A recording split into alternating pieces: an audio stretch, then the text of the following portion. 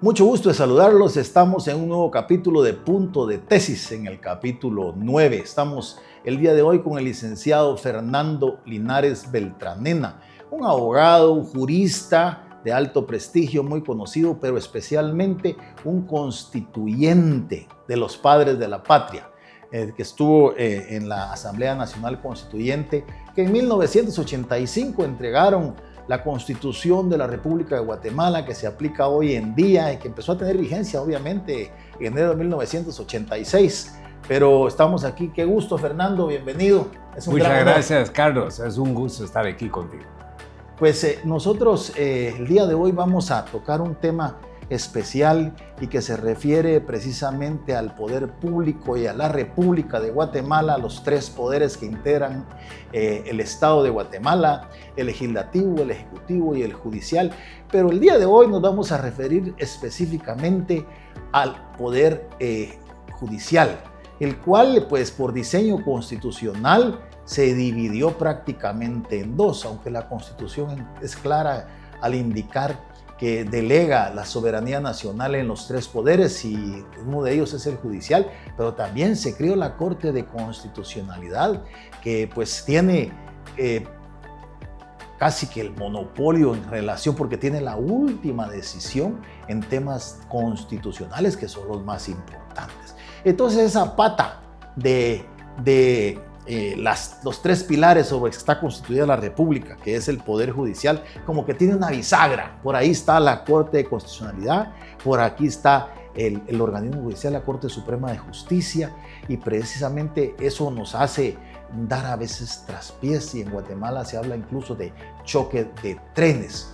Y por eso hoy nos va a ilustrar el licenciado Linares Beltranena sobre qué fue la idea, o qué era la idea que tenían los juristas, los constituyentes en aquella época, para haber creado de esa manera o diseñado de esa manera pues la justicia en Guatemala, la Constitución. Así que bienvenido, Fernando, es un gran honor tenerte aquí, por favor. Muchas gracias, Carlos. Hay que trasladarnos en la máquina del tiempo a 1984. Estábamos en un gobierno militar que le dio golpe de Estado a Ríos Montt. Ríos Montt a la vez le dio golpe de Estado a Lucas, y ya queríamos una nueva era democrática. Entonces vino la idea de la Corte Constitucional como una novedad. No la estudiamos a fondo, y como queríamos promocionar los derechos humanos constitucionales, y en efecto la parte dogmática de la Constitución son los derechos humanos, hasta el 40 y pico artículo. Entonces la idea era crearle y darle muchos poderes.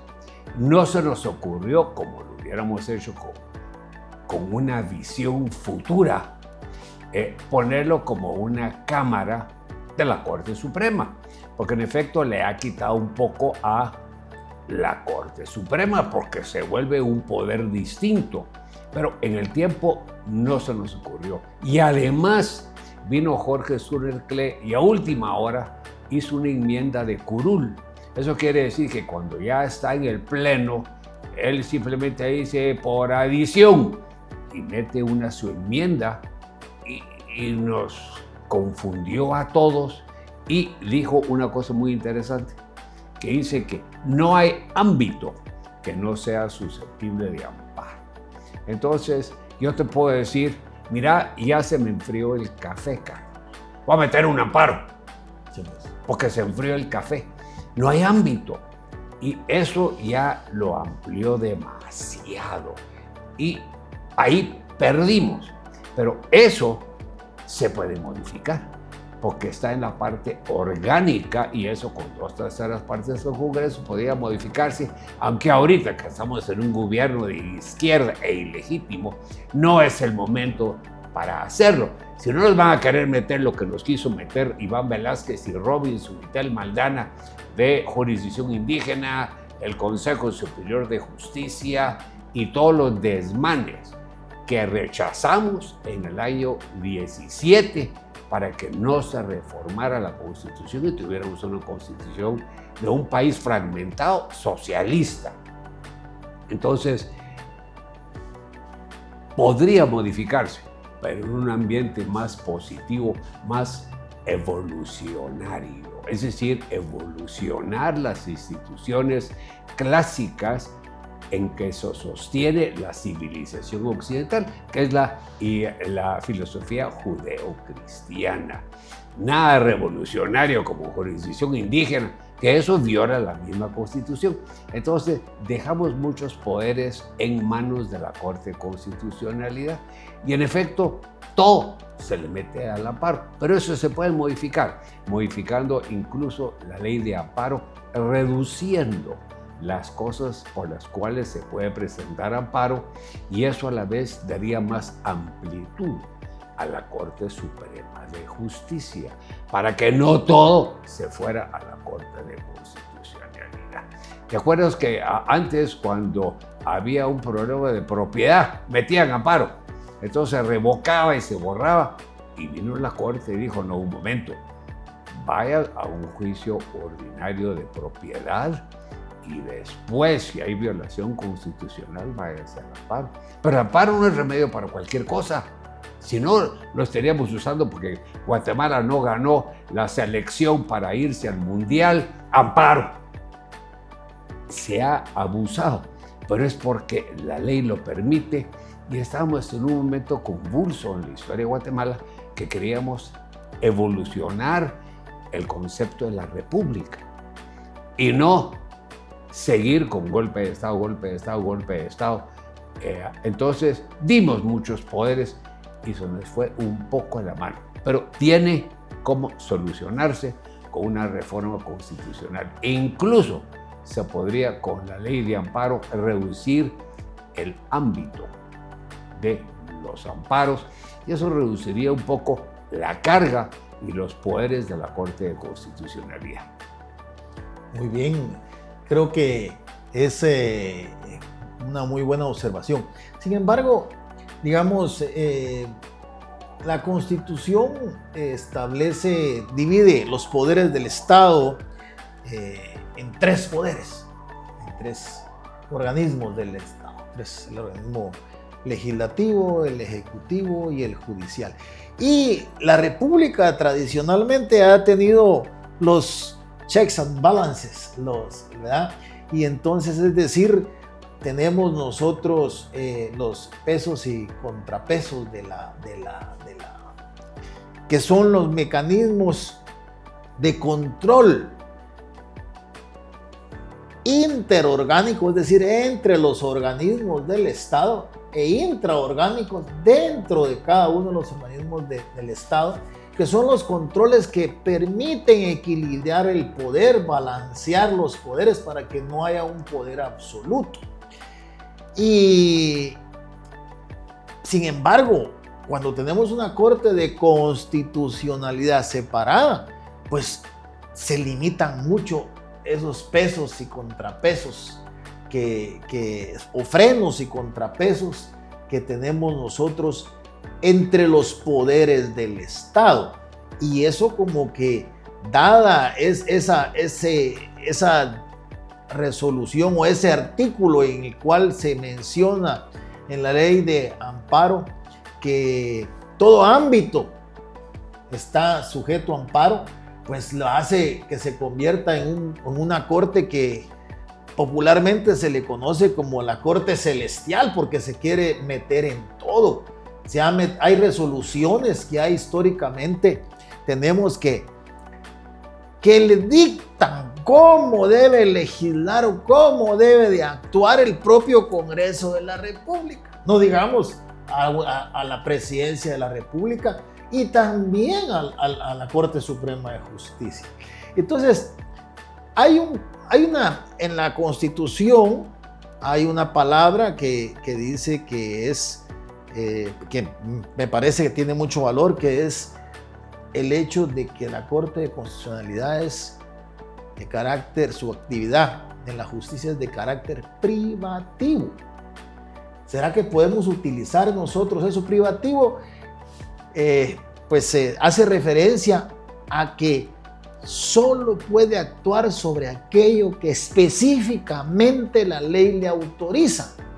Sin embargo, como está esta norma en la ley de amparo, exhibición personal y constitucionalidad, de que todo ámbito puede ser sujeto, en todo ámbito puede tener esa facultad, pues ellos han pasado sobre esas facultades privativas que en la Constitución se incluyó, de que solo podían actuar cuando la ley específicamente les da cabida para conocer sobre la interpretación de la Constitución de la República de Guatemala. ¿Será que eso pudiera ser una vía para que nos ayude a hacer una interpretación más adecuada de esos términos? Habría que reformar la parte orgánica de la Constitución y reducirle el ámbito a lo técnico.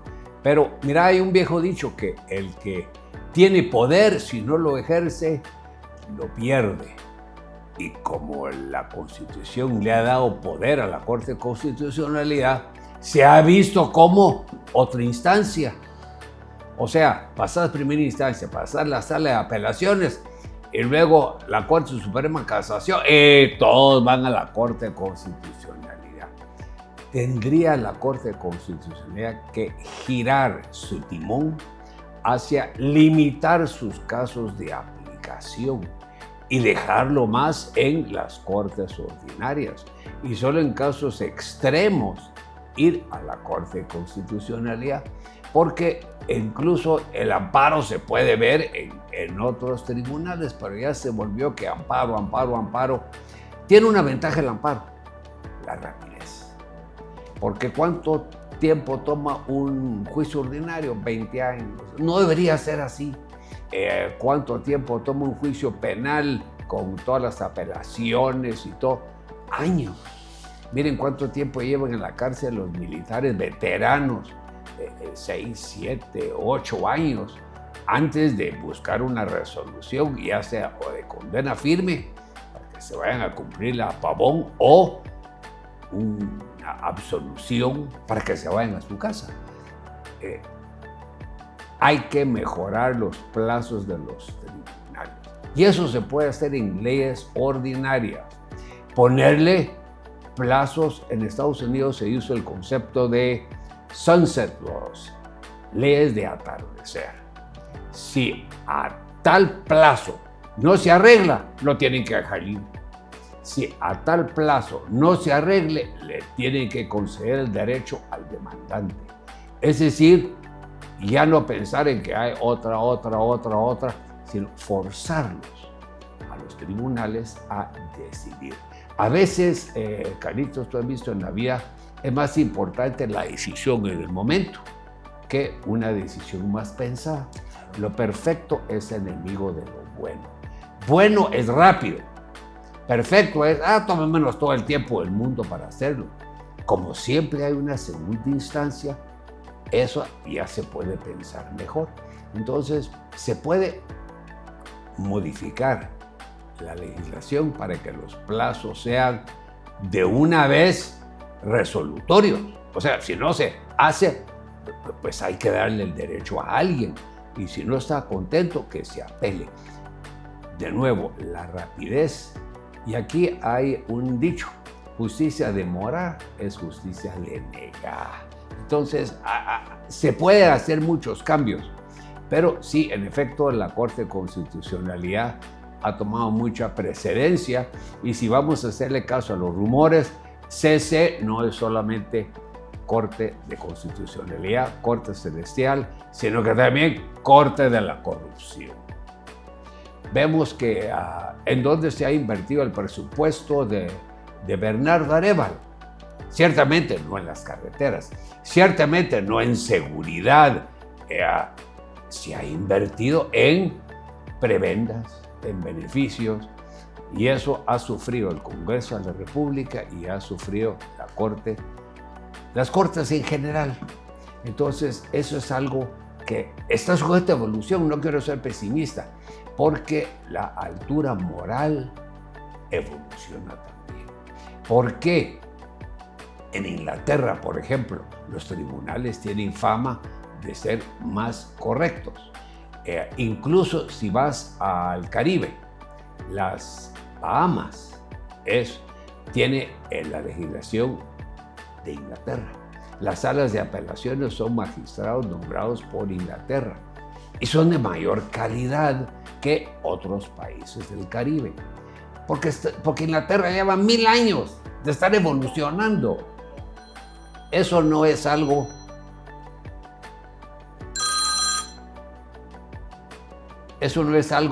que se hace de la noche a la mañana, sino está sujeto a evolución.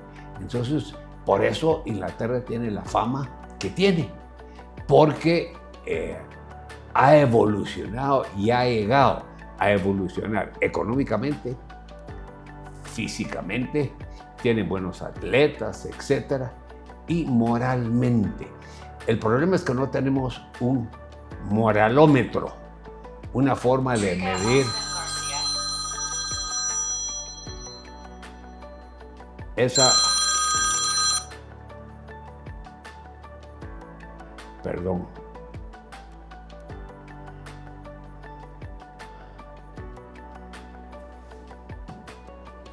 Muchas veces no se evoluciona a la misma velocidad, porque la evolución es integral, el progreso es integral. No esperemos que nuestra selección de fútbol sea excelente cuando estamos en una etapa de evolución como país subdesarrollado hacia el desarrollo. Eso va a seguir mejorando conforme tengamos mejores técnicas, mejores entrenadores, más viajes al extranjero, y todo eso es parte de la evolución. Y la evolución moral es parte de eso también, Carlitos. Es mantener la palabra. Mira, cuando, digamos, en el momento que estaba la constituyente deliberando, en algún momento ustedes analizaron quién debía cumplir la función de cierre definitivo de los conflictos jurídicos. ¿Pensaron sobre ese particular o sí lo pensaron como que la Corte de Constitucionalidad era algo muy especializado o accesorio, o se les atravesó por la mente que ella iba a ser la que debía tener esa resolución final de los conflictos jurídicos? No lo pensamos. Carlitos, nos dieron 1 año y pico para hacer una constitución, hacer la ley de amparo, hacer la ley de emisión del pensamiento, que es jerarquía constitucional, la ley de orden público ya venía también, entonces la ley electoral y de partidos políticos. Y cuando te das cuenta que una constituyente en 1 año y pico tenía esa carga legislativa con instituciones que eran nuevas, y teníamos atrás la disciplina militar del general Oscar Mejía Víctores, que decía, o me la sacan rápido o los disuelvo. Porque él quería la constitución rápida y tenía razón. Él decía, yo vine aquí a 3 cosas. 1, la Constitución con todas sus leyes. 2, elecciones limpias. Hizo las elecciones que ganó Vinicio Cerezo, y te lo digo yo que estaba en la oposición con Jorge Carpio. Y 3, me voy a la casa.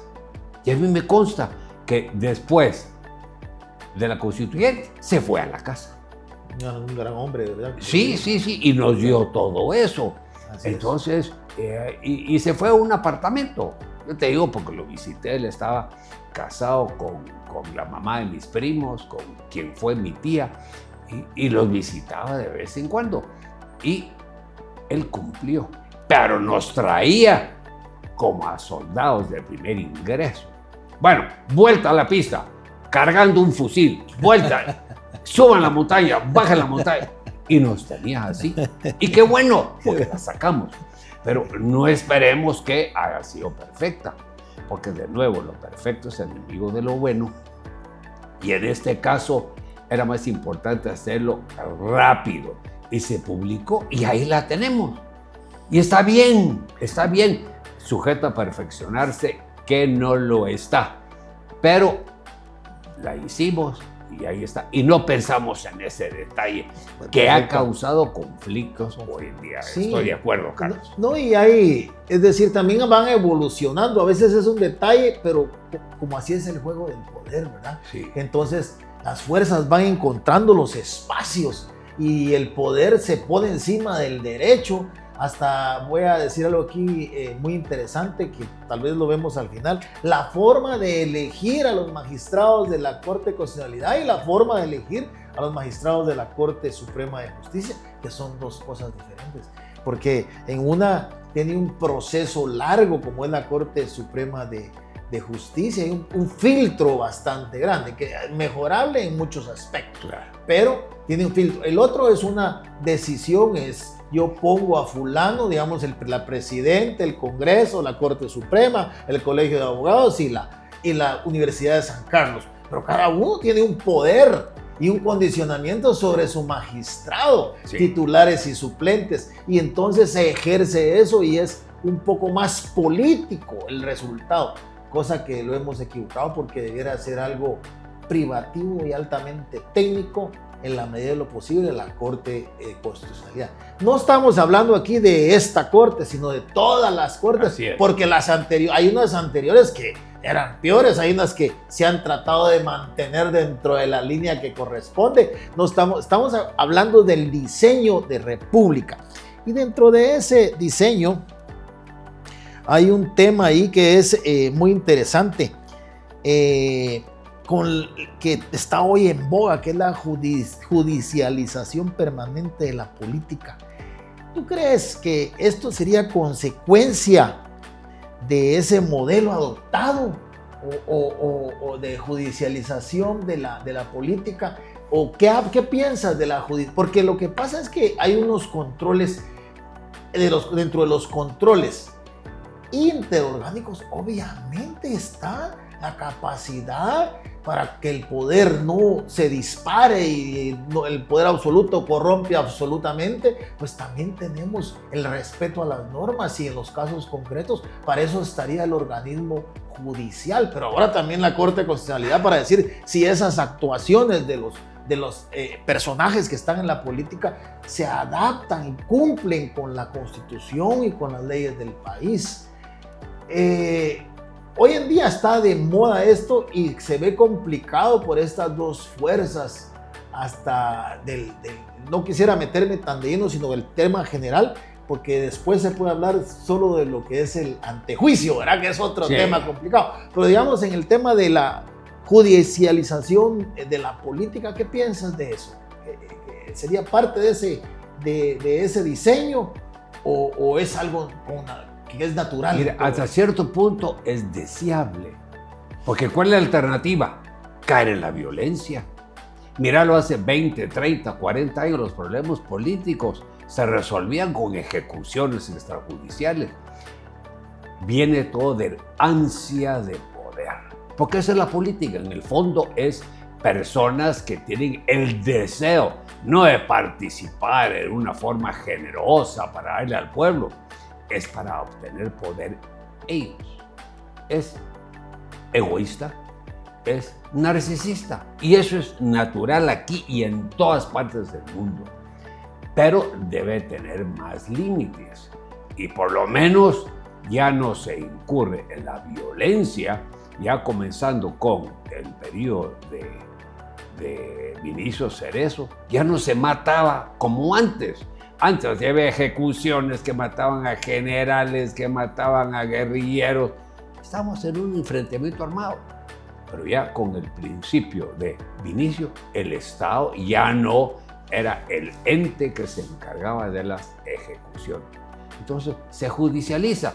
Eso no quiere decir que la gente se vuelve tolerante. No, quiere poder y hacen todo lo posible, meten toda clase de juicios y amparos y denuncias. Nos falta evolución. Y creo que vamos a llegar a eso, porque en muchos de los casos de la política decir, bueno, perdí esta vez, pero voy a cambiar mi campaña y tal vez gano la siguiente. O sea, es un tema de turnos. Igual que en la agricultura, hay vacas flacas y hay vacas gordas. No todo es vaca gorda, gorda, gorda. Igual que en la política, salvo las tiranías. Ahí sí, ellos no sueltan el poder. Caso en este hemisferio, el caso de Cuba, que es la más enraizada. Venezuela, que Chávez le pasó la batuta a Maduro. Y en otros países también. La izquierda, sobre todo, tiene una ansia emotiva del poder, de alcanzar y tener poder. También uno hace la pregunta, bueno, ¿y por qué existe esa ansia tan fuerte? ¿Qué están tratando de compensar en su niñez o en su juventud? Pero ese es otro tema. Pero el tema es que sí, se judicializa y es normal. Y claro que los que no están a favor de la judicialización dicen, es persecución política. Típico, ¿verdad? Cualquier persona que lo agarra, aunque haya sido con las manos en la masa, cometiendo un delito, dice, es persecución política. Esa es la típica salida. Pero, gracias a Dios, en su mayoría están funcionando mejor la policía, los tribunales, el Ministerio Público. Es parte de la evolución. Aunque hay países que les llaman la delantera. El Salvador. Sí, sí. Llegas a Salvador y tú ves que hay más Estado de Derecho. Sí. No es que hay y aquí no hay. No, es por grados. La vida se puede manejar por márgenes. Y marginalmente está más adelantado El Salvador, a pesar de ser un país más chiquito en población y en territorio que Guatemala. Nosotros deberíamos estar mucho más adelantados que ellos, pero por una serie de vicisitudes no lo estamos. Pero esperamos que con el tiempo se judicialice menos, pero nos falta evolución. Sí, El Salvador especialmente está muy cuestionado. No muy cuestionado, es evidentemente que tiene mucho progreso. El presidente ha desarrollado actividades muy buenas, especialmente en la contención de la violencia y de las maras, y pues ha dado mucha certeza y mucha seguridad en El Salvador. Sin embargo, hay cuestionamientos en relación a la democracia, pero los vamos a tocar más adelante en otro programa, sí, porque hoy estamos en la República, en la división de poderes, y realmente la pata coja que a veces se siente de estar dividida el organismo judicial en la Corte de Constitucionalidad y el organismo judicial. Y dentro de eso me surgen otras ideas que por ejemplo, abuso de amparo. Hablemos de abuso de amparo, que dice, ¿hasta qué punto el abuso del amparo responde a incentivos estructurales más que a prácticas individuales? A las dos cosas. A las dos cosas, ¿verdad? Porque estructuralmente, ¿cuál es el costo de presentar un amparo? ¿De cuánto son las multas, Carlos? Sí. 1,000 pesos. 1,000 pesos no es disuasivo. Si subieran la multa a 5,000, se reduce en la curva de los amparos, se reduce la cantidad de amparos presentados. La ley de la economía. Menos cantidad de amparos ofrecidos, porque subieron el costo. Por ejemplo, eso es una forma ya de decir, miren, muchachos, metamos el amparo si las cosas ya se ven color de hormiga, porque quieran que no, nos va a costar 5,000 pesos. Ejemplo, todo lo que se paga resulta mejor. Si no, mira la VAS. Si vas a la Costa Azul, ¿por qué te vas a ir? ¿Por la Boulevard Aguilar Baches o por la VAS? Por la VAS todo el mundo escoge la VAS. Pagás, pero pagás por algo. Igualmente en el caso de los amparos o las inconstitucionalidades. Debería tener mayor costo. Eso es un disuasivo a que se abuse menos. Y segunda, la decisión de parte de la Corte Suprema y de la Corte de Constitucionalidad para reducir la cantidad de amparos, que solo sea en casos extremos, cuando realmente hay un evidente abuso constitucional, y no usarlo como una tercera instancia, que es para lo que lo usan, y todos dicen, mire, hay 4 instancias. Primera instancia, Sala de Apelaciones, Corte de Constitucionalidad y por último, la Embajada Americana. Lo digo sarcásticamente, pero es cierto. Viene un mensaje de la embajada y eso hace un giro en los tribunales. Ellos manejan todo con la visa, remoción de visa. Entonces, eso tiene alineados a muchos. Lo que pasa es que por los fines equivocados de la izquierda, porque ahora tenemos todavía, la embajada americana está dirigida por gente nombrada de la administración de Biden o de P.A. Biden. Uno dice, ¿y qué es P.A.? Pluma automática. ¿Te acuerdas? Biden tal vez hizo solo el 5% de todos los decretos y el otro lo hacía quien estaba a cargo de la pluma automática. ¿Quién? No sabemos. Pero hay alguien ahí que apachaba las técnicas para aprobar los decretos. Entonces, de ahí esperamos que haya cambios y que la embajada responda a los intereses de la actual administración electa democráticamente en Estados Unidos, que es Donald Trump. Interesantísima la plática, cada punto dan ganas de platicarlo más, pero hay una reflexión final que te quiero pedir. Sí. Y si pudieras rediseñar hoy el sistema de control constitucional, ¿qué principios mantendrías y cuáles revisarías? ¿O cuál crees que sería el camino ideal? Tal vez no es el momento, pero nunca va a ser el momento, esa es la verdad. Sí. Y tenemos que avanzar y ir señalando por dónde, aunque nos aparezcan en el camino mil cosas, pero eso ya será propio de los procesos que hay que cuidar, porque el precio de la libertad es la eterna vigilancia. Sí. Entonces, pero tenemos que hablar de estos asuntos y por eso te pido esa reflexión final que te la repito para que la veas. Si pudieras rediseñar hoy el sistema de control constitucional, ¿qué mantendrías y cuáles revisarías? Revisaría la Corte Suprema de Justicia y la Corte de Constitucionalidad, que quedara la CC como una cámara de la Corte Suprema de Justicia, para que la Corte Suprema de Justicia siga siendo suprema y darle a la Cámara de Constitucionalidad las normas, la competencia puramente constitucional bajo la Corte Suprema. Luego, que no todo ámbito sea sujeto al amparo. Reducir la cantidad, el costo para el amparista, que sea más caro. Carlos, el sistema de precios es un excelente mecanismo para hacer eficiente la oferta pública. Por ejemplo, se quejan del tráfico. ¿Qué tal si, como en Londres, comienzan a ponerle costo a entrar a la capital? Entonces tú venís con tu carrito, con tu pick-up, querés entrar a la capital, entonces automáticamente con una calcomanía que tenés en el vidrio, aparece y te cargan a tu tarjeta de crédito o de débito un ingreso, tenés que pagar 50 quetzal. Entonces, eso hace, mire muchacha, al mes me sale un poco caro. Mejor me voy en carro con mis cuates y pagamos el transporte entre todos. Mejor me voy en transporte público o mejor me muevo a un apartamentito chiquito en la capital y dejo y vendo mi casa que está en las afueras. Es decir, cambia la conducta con el sistema de precios. Yo pondría un sistema de precios y luego pondría que las sentencias se deben cumplir y la Constitución se debe cumplir con mayor costo. La Constitución no se cumple. Por ejemplo, los tribunales militares se rieron de ello. Tribunales militares están para tener la lealtad de las Fuerzas Armadas, como es en Estados Unidos.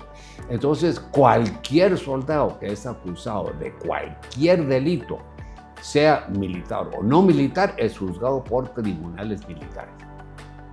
Así lo pusimos en la Constitución.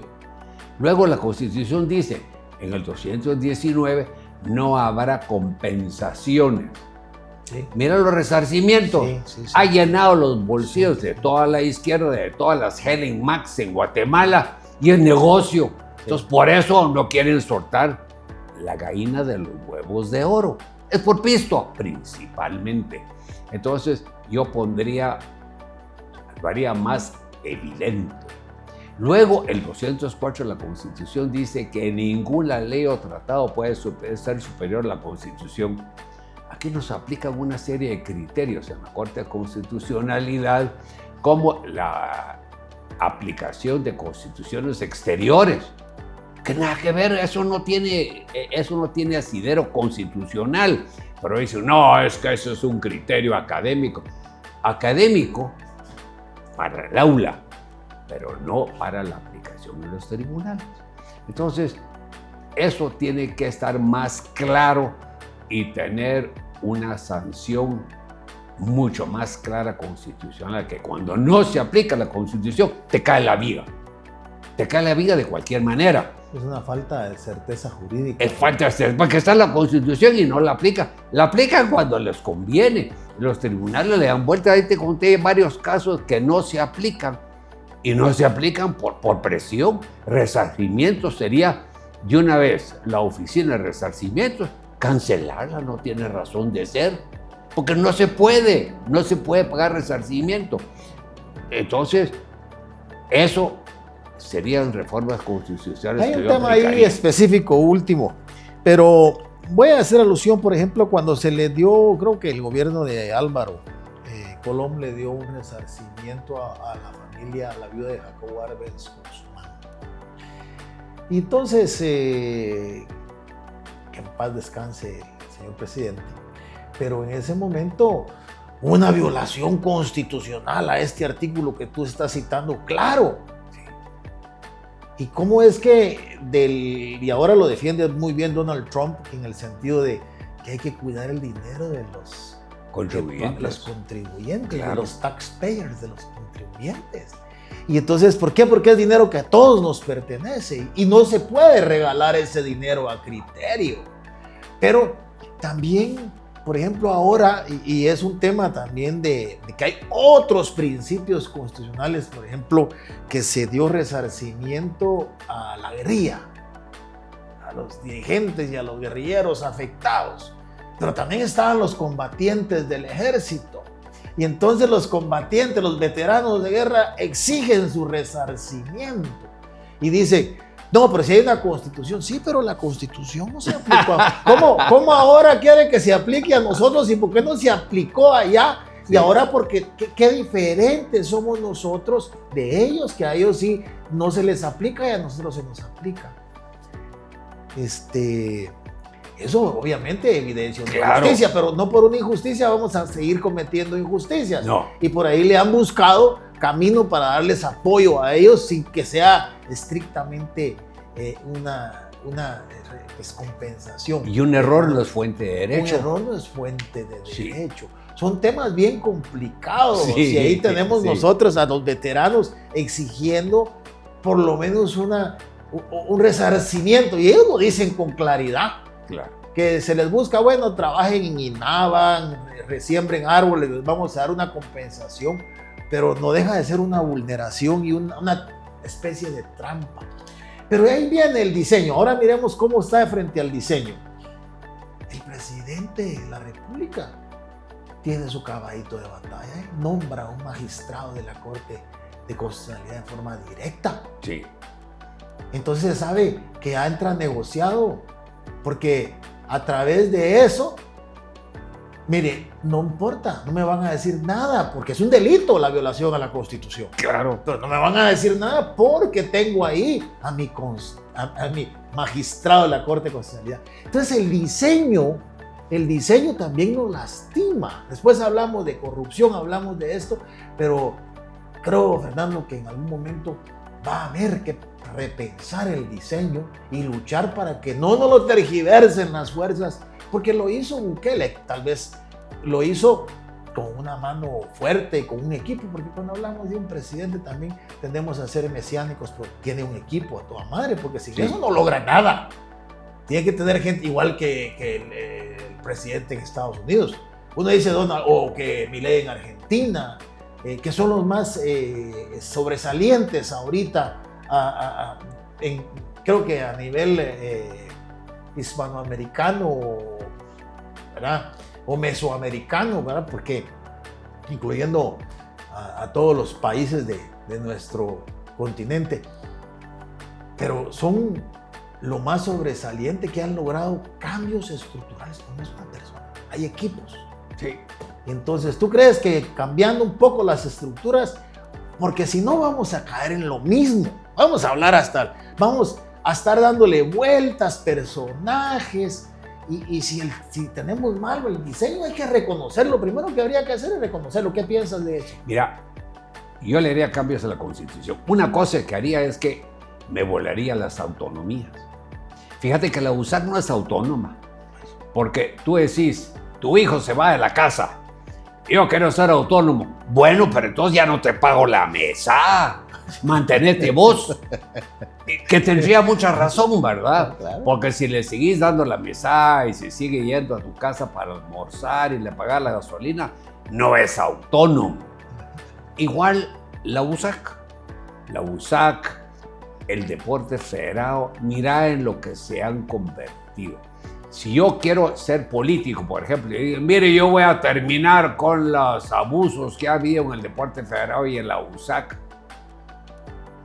no lo puedo ni siquiera ofrecer porque me van a decir, pues estás ofreciendo cambiar algo que no se puede, porque la Constitución dice que son autónomos. Sí, pero el contribuyente siga manteniendo la USAC y al deporte federado y a las municipalidades. Eso no es autonomía, autonomía es completa. Pero mira cómo se ha manejado el lenguaje. Autonomía implica, sí, no, pero es que el dinero que recibimos, eso es un derecho. ¿Cuál derecho? No hay derecho. Hay derecho ahorita por la Constitución. Y fíjate que cuando discutimos, hubiéramos querido poner más instituciones autónomas y se nos dijo, miren el ejemplo de Brasil. Brasil parceló todo su presupuesto en instituciones. Porque es que eso es importantísimo. Eso hace un gran beneficio social. Tienen que ser autónomas con un estipendio constitucional fijo, como el 5% de la USAC o el 3% del deporte federado. Entonces, eso nos retuvo. Gracias a Dios, Carlitos, que no le dimos al INDE y hubiéramos seguido con las instituciones autónomas y parcelamos el presupuesto. Entonces viene el presupuesto y lo que uno se hace en el Ministerio de Finanzas es decirle, mire USAC, aquí está su 5%, aquí está el deporte federal, aquí. ¿Y cuánto nos queda? Casi nada. Entonces, gracias a Dios que no siguió inflándose el presupuesto, pero yo lo reduciría, porque así los políticos pueden hacer un llamado a la población y decir, mire, yo voy a arreglar la USAC, para que no se politice, porque miren lo que se convirtió en la USAC. ¿Sabes que no es es la universidad más cara de Guatemala?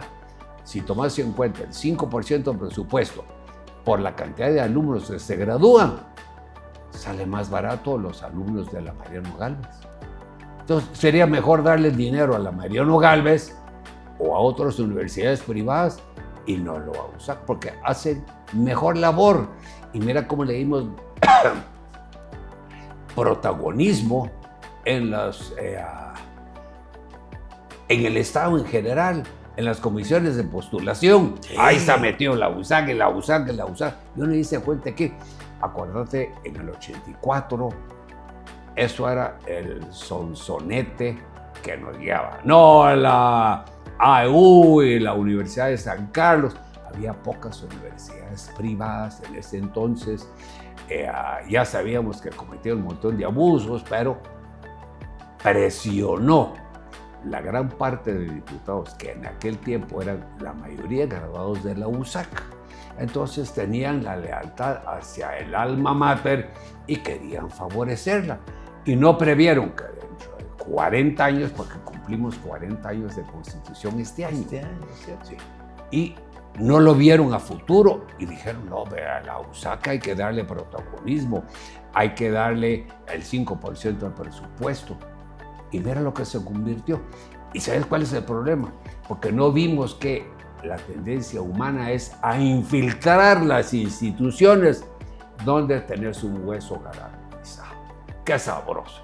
Ahí no tienes que estar arriesgándote, no te pueden echar de la noche a la mañana, simplemente mantenés tu línea y seguís con tu hueso. Y lográs mantenerte, como pasa en el deporte federado, en todas las federaciones, asociaciones deportivas, Comité Olímpico, viajes y todo, y se vuelven expertos en justificar la Contraloría General de Cuentas. Y amplias el presupuesto, tú le das trabajo al primo, al cuate, al tío, al hermano, a la traida. Y eso simplemente lo justificas contablemente. Te volvés un experto en eso, Carlito. Y eso pasa en las instituciones autónomas, que había una degeneración porque gente la infiltra. No era así al principio, pero después se va corrompiendo. Pero eso no pasaría si fueran del Estado. Pero entonces yo puedo hacer campaña y decirle: población, voten por mí. Yo voy a arreglar la USAC, el INSS, el deporte federado, las municipalidades, porque el presupuesto lo manejas. Tú sabes que quien maneja el piso maneja casi todo. Por eso Gareba lo amplió el presupuesto, para tener más pisto para pagarle y conseguir favores políticos para mantenerse en el poder y que no lo vayan a quitar después de ese fraude electoral evidente que hicieron para que él llegara con pisto de USAID. Gracias a Dios que ya no está USAID, ¿verdad, Carlitos? Entonces, son de las cosas que yo cambiaría en una futura reforma constitucional con las cuales sueño. Pero es válido soñar. Sí, es que yo creo que pudiéramos estar nosotros a veces cuidando los goles en un partido. Y por eso se pierde. Por eso la selección nacional a veces no pasa al mundial. Cuidan sus golitos. Y nosotros realmente estamos en un momento donde la tecnología ha avanzado mucho. Todo se desarrolla muy rápido.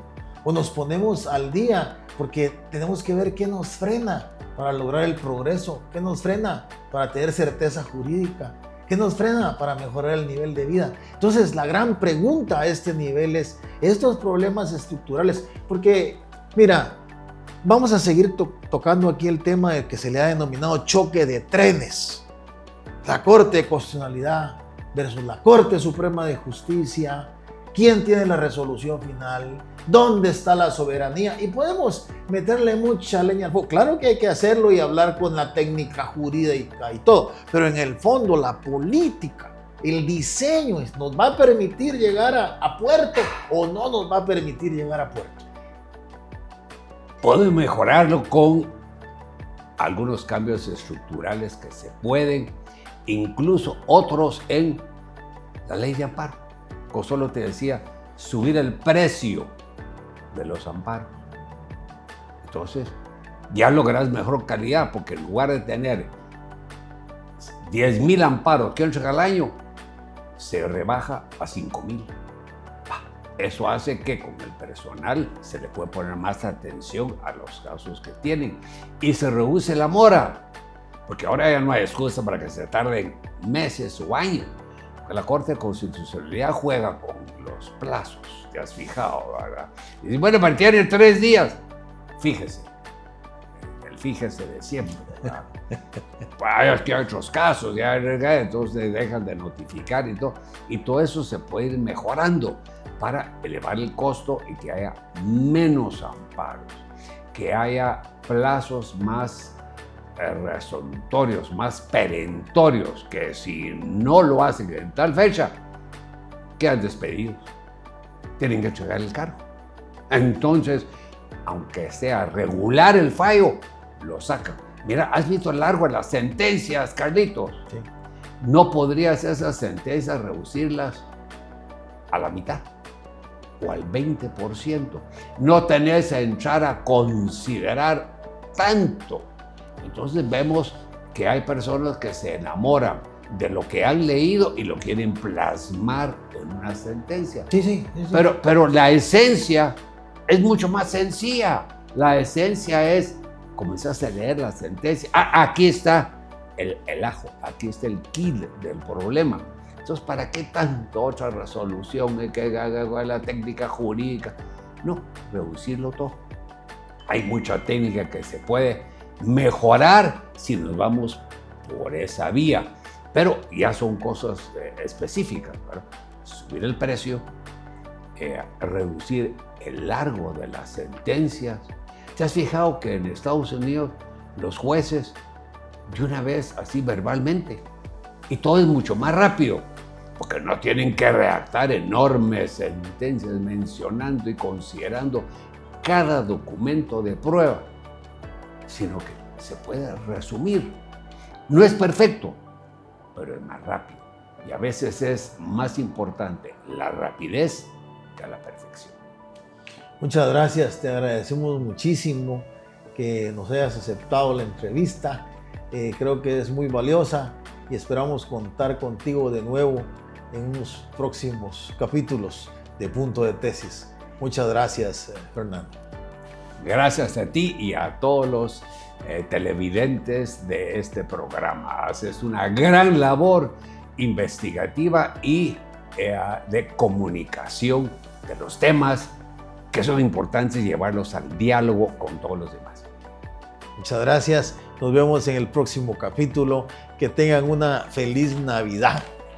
Un remanso de paz en sus corazones en estas épocas de reflexión y de amor.